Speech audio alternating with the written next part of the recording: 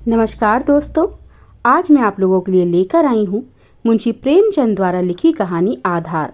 आशा करती हूँ आपको ये कहानी पसंद आएगी। पसंद आए तो मेरे चैनल को लाइक कीजिएगा, शेयर कीजिएगा और सब्सक्राइब कीजिएगा। आइए बढ़ते हैं कहानी की ओर। सारे गांव में मथुरा का सा गठीला जवान ना था। कोई 20 बरस की उम्र थी। मसें भीग रही थी। गौएं चराता, दूध पीता, कसरत करता, कुश्ती लड़ता था और सारे दिन बांसुरी बजाता हाट में विचरता था। ब्याह हो गया था पर अभी कोई बाल बच्चा ना था। घर में कई हल्की खेती थी। कई छोटे बड़े भाई थे। वे सब मिलजुल कर खेती बाड़ी करते थे। मथुरा पर सारे गांव को गर्व था।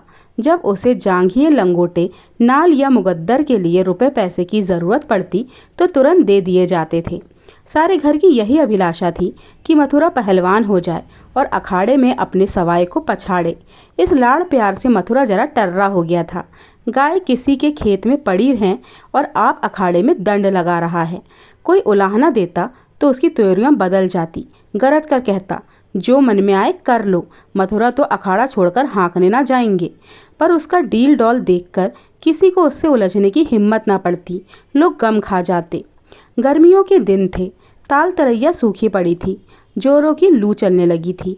गांव में कहीं से एक सांड आ निकला और गौओं के साथ हो लिया। सारे दिन गौओं के साथ रहता। रात को बस्ती में घुस आता और खूंटों से बंधे बैलों को सींगों से मारता। कभी किसी की गीली दीवालों को सींगों से खोद डालता। घर का कूड़ा सींगों से उड़ाता। कई किसानों ने साग भाजी लगा रखी थी। सारे दिन सींचते सींचते मरते थे। यह सांड रात को उन हरे भरे खेतों पर पहुंच जाता और खेत का खेत तबाह कर डालता। लोग उसे डंडों से मारते, गांव के बाहर भगाते, लेकिन जरा देर में गायों में पहुंच जाता। किसी की अक्ल काम ना करती थी कि इस संकट को कैसे टाला जाए।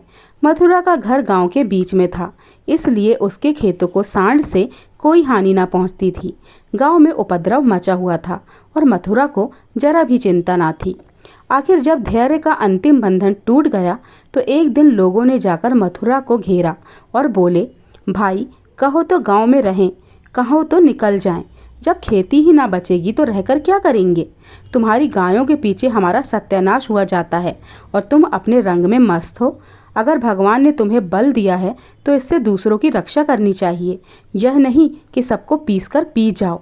सांड तुम्हारी गायों के कारण आता है और उसे भगाना तुम्हारा काम है, लेकिन तुम कानों में तेल डाले बैठे हो, मानो तुमसे कुछ मतलब ही नहीं। मथुरा को उनकी दशा पर दया आई। बलवान मनुष्य प्रायः दयालु होता है। बोला, अच्छा जाओ, हम आज सांड को भगा देंगे। एक आदमी ने कहा, दूर तक भगाना, नहीं तो फिर लौट आएगा। मथुरा ने कंधे पर लाठी रखते हुए उत्तर दिया, अब लौट कर ना आएगा। चिलचिलाती दोपहरी थी। मथुरा सांड को भगाने के लिए जाता था। दोनों पसीने से तर थे। सांड बार बार गांव की ओर घूमने की चेष्टा करता, लेकिन मथुरा उसका इरादा ताड़कर दूर ही से उसकी राह छींक लेता। सांड क्रोध से उन्मुक्त होकर कभी कभी पीछे मुड़कर मथुरा पर तोड़ करना चाहता, लेकिन उस समय मथुरा सामना बचाकर बगल से ताबड़तोड़ इतनी लाठियां जमाता कि सांड को फिर भागना पड़ता। कभी दोनों अरहर के खेतों में दौड़ते, कभी झाड़ियों में। अरहर की खूंटियों से मथुरा के पांव लहूलुहान हो रहे थे। झाड़ियों में धोती फट गई थी, पर उसे इस समय सांड का पीछा करने के सिवा और कोई सुध न थी। गांव पर गांव आते थे और निकल जाते थे। मथुरा ने निश्चय कर लिया था कि इसे नदी पार भगाया जाए। इसे नदी पार भगाकर ही दम लूंगा। उसका कंठ सूख गया था और आंखें लाल हो गई थी। रोम रोम से चिंगारियां सी निकल रही थी। दम उखड़ गया था, लेकिन वह एक क्षण के लिए भी दम ना लेता था। 2-2.5 घंटों के बाद जाकर नदी आई। फिर हार जीतने का फैसला होने वाला था। यहीं से दोनों खिलाड़ियों को अपने अपने दांव पेच के जोहर दिखाने थे। सांड सोचता था, अगर नदी में उतर गया तो यह मार ही डालेगा। एक बार जान लड़ा तो लौटने की कोशिश करनी चाहिए। मथुरा सोचता था, अगर वह लौट पड़ा तो इतनी मेहनत व्यर्थ हो जाएगी और गांव के लोग मेरी हंसी उड़ाएंगे। दोनों अपने अपने घात में थे। सांड ने बहुत चाहा कि तेज दौड़कर आगे निकल जाऊं और वहां से पीछे को फिरूं, पर मथुरा ने उसे मुड़ने का मौका न दिया। उसकी जान इस वक्त सुई की नोक पर थी। एक हाथ भी चूका और प्राण भी गए। जरा पैर फिसला और फिर उठना नसीब न होगा। आखिर मनुष्य ने पशु पर बजाय विजय पाई और सांड को नदी में घुसने के सिवाय और कोई उपाय ना सूझा। मथुरा भी उसके पीछे नदी में बैठ गया और इतने डंडे लगाए कि उसकी लाठी टूट गई। अब मथुरा को जोरों से प्यास लगी। उसने नदी में मुंह लगा दिया और इस तरह हौंक हौंक कर पीने लगा मानो सारी नदी पी जाएगा। उसे अपने जीवन में कभी पानी इतना अच्छा ना लगा था और ना कभी उसने इतना पानी पिया था। मालूम नहीं 5 सेर पी गया या 10 सेर, लेकिन पानी गर्म था। प्यास न बुझी। जरा देर में फिर नदी में मुंह लगा दिया। इतना पानी पिया कि पेट में सांस लेने की जगह भी ना रही। तब गीली धोती कंधे पर डालकर घर की ओर चल दिया। लेकिन 10 की 5 पग चला होगा कि पेट में मीठा मीठा दर्द होने लगा। उसने सोचा दौड़कर पानी पीने से ऐसा दर्द अक्सर हो जाता है, जरा देर में दूर हो जाएगा। लेकिन दर्द बढ़ने लगा और मथुरा का आगे जाना कठिन हो गया। वह एक पेड़ के नीचे बैठ गया और दर्द से बेचैन होकर जमीन पर लौटने लगा। कभी पेट को दबाता, कभी खड़ा हो जाता, कभी बैठ जाता, पर दर्द बढ़ता ही जाता था। अंत में उसने जोर जोर से कराहना और रोना शुरू किया, पर वहाँ बैठा कौन था जो उसकी खबर लेता। दूर तक कोई गांव नहीं, ना आदमी ना आदमजात। बेचारा दोपहरी के सन्नाटे में तड़प तड़प कर मर गया। हम कड़े से कड़ा घाव सह सकते हैं, लेकिन जरा सा भी व्यक्तिक्रम नहीं सह सकते। वही देव का सा जवान जो कोसों तक सांड को भगाता चला आया था, तत्वों के विरोध का एक वार भी ना सह सका। कौन जानता था कि यह दौड़ उसके लिए मौत की दौड़ होगी। कौन जानता था कि मौत ही सांड का रूप धरकर उसे यूं नचा रही है। कौन जानता था कि जल जिसके बिना उसके प्राण होठों पर आ रहे थे, उसके लिए विष का काम करेगा। संध्या समय उसके घर वाले उसे ढूंढते हुए आए। देखा तो वह अनंत विश्राम में मग्न था। 1 महीना गुजर गया। गांव वाले अपने काम धंधे में लगे। घर वालों ने रो धोकर सब्र किया, पर अभागिनी विधवा के आंसू कैसे पुछते। वह हरदम रोती रहती। आंखें चाहे बंद भी हो जाती, पर हृदय नित्य रोता रहता। इस घर में अब कैसे निर्वाह होगा, किस आधार पर जीऊंगी। अपने लिए जीना या तो महात्माओं को आता है या लंपटों को ही। अनूपा को यह कलंक क्या मालूम। उसके लिए तो जीवन का एक आधार चाहिए था, जिसे वह अपना सर्वस्व समझे, जिसके लिए वह जिए, जिस पर वह घमंड करे। घर वालों को यह गवारा ना था कि वह कोई दूसरा घर कर ले। इसमें बदनामी थी। इसके सिवाय ऐसी सुशील, घर के कामों में कुशल, लेन देन के मामलों में इतनी चतुर और रंग रूप की ऐसी सराहनीय स्त्री का किसी दूसरे के घर पड़ जाना ही उन्हें असह्य था। उधर अनूपा के मैके वाले एक जगह बातचीत पक्की कर रहे थे। जब सब बातें तय हो गई तो एक दिन अनूपा का भाई उसे विदा कराने आ पहुंचा। अब तो घर में खलबली मची। इधर कहा गया हम विदा ना करेंगे। भाई ने कहा हम बिना विदा किराए ना मानेंगे। गांव के आदमी जमा हो गए। पंचायत होने लगी। यह निश्चय हुआ कि अनूपा घर छोड़ दिया जाए, जी चाहे वह करे। यहाँ वालों को विश्वास था कि अनूपा इतनी जल्द दूसरा घर करने को राजी ना होगी। 2-4 बार ऐसा कह भी चुकी थी, लेकिन उस वक्त जो पूछा गया तो वह जाने को तैयार हो गई। आखिर उसकी विदाई का सामान होने लगा। डोली आ गई। गांव भर की स्त्रियां उसे देखने आई। अनूपा उठकर अपनी सास के पैरों में गिर पड़ी और हाथ जोड़कर बोली, अम्मा, कहा सुना माफ़ करना।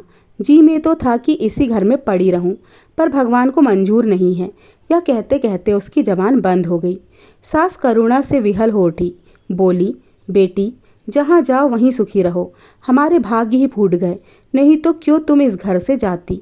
भगवान का दिया और सब कुछ है, पर उन्होंने जो नहीं दिया उसमें अपना क्या बस आज तुम्हारा देवर सयाना होता तो बिगड़ी बात बन जाती।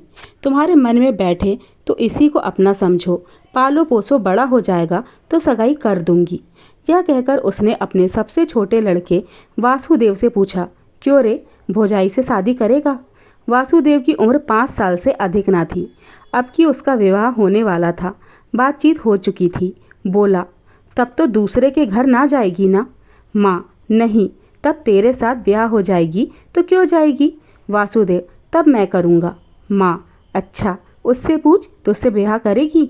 वासुदेव अनूप की गोद में जा बैठा और शर्माता हुआ बोला, हमसे ब्याह करोगी? यह कहकर वह हंसने लगा, लेकिन अनूप की आंखें डबडबा गई। वासुदेव को छाती से लगाते हुए बोली, अम्मा, दिल से कहती हो? सास, भगवान जानते हैं बेटा। अनुपा, आज यह मेरे हो गए। सास, हाँ, सारा गांव देख रहा है। अनुपा, तो भैया से कहला भेजो, घर जाएं, मैं उनके साथ ना जाऊंगी। अनुपा को जीवन के लिए आधार की ज़रूरत थी, वह आधार मिल गया। सेवा मनुष्य की स्वाभाविक वृत्ति है, सेवा ही उसके जीवन का आधार है। अनुपा ने वासुदेव को लालन पोषण शुरू किया। उपटन और तेल लगाती, दूध रोटी मल मल के खिलाती। आप तालाब नहाने जाती तो उसे भी नहलाती, खेत में जाती तो उसे भी साथ ले जाती। थोड़े ही दिनों में उससे हिल मिल गया कि एक क्षण भी उसे ना छोड़ता। माँ को भूल गया, कुछ खाने को जी चाहता तो अनुपा से मांगता, खेल में मार खाता तो रोता हुआ अनुपा के पास आता। अनुपा ही उसे सुलाती, अनुपा ही जगाती। बीमार हो तो अनुपा ही गोद में लेकर बदलू वैद्य के घर जाती और दवाएं पिलाती। गांव के स्त्री पुरुष उसकी यह प्रेम तपस्या देखते और दांतों तले उंगलियां दबा लेते। उस पर विश्वास ना था। लोग समझते थे साल 2 साल में इसका जी ऊब जाएगा और किसी तरफ का रास्ता लेगी। इस दुधमुहे बालक के नाम पर कब तक बैठी रहेगी। लेकिन यह सारी आशंकाएं निर्मूल निकली। अनुपा को किसी ने अपने व्रत से विचलित होते ना देखा। जिस हृदय में सेवा का स्रोत बह रहा हो, स्वाधीन सेवा का, उसमें वासनाओं के लिए कहाँ स्थान। वासना का वार निर्मम, आशाहीन, आधारहीन प्राणियों पर ही होता है। चोर की अंधेरे में ही चलती है, उजाले में नहीं। वासुदेव को भी कसरत का शौक था। उसकी शक्ल सूरत मथुरा से मिलती जुलती थी।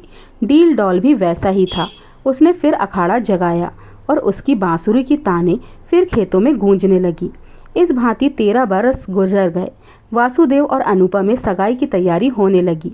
लेकिन अब अनुपा वह अनुपा ना थी जिसने 14 वर्ष पहले वासुदेव को पति के भाव से देखा था। अब उस भाव का स्थान मातृ भाव ने ले लिया था। इधर कुछ दिनों से वह गहरे सोच में डूबी रहती थी। सगाई के दिन ज्यों ज्यों निकट आते थे उसका दिल बैठा जाता था। अपने जीवन में इतने बड़े परिवर्तन की कल्पना ही उसका कलेजा दहक उठता था। जिसे बालक की भांति पाला पोसा, उसे पति बनाते हुए लज्जा से उसका मुख लाल हो जाता था।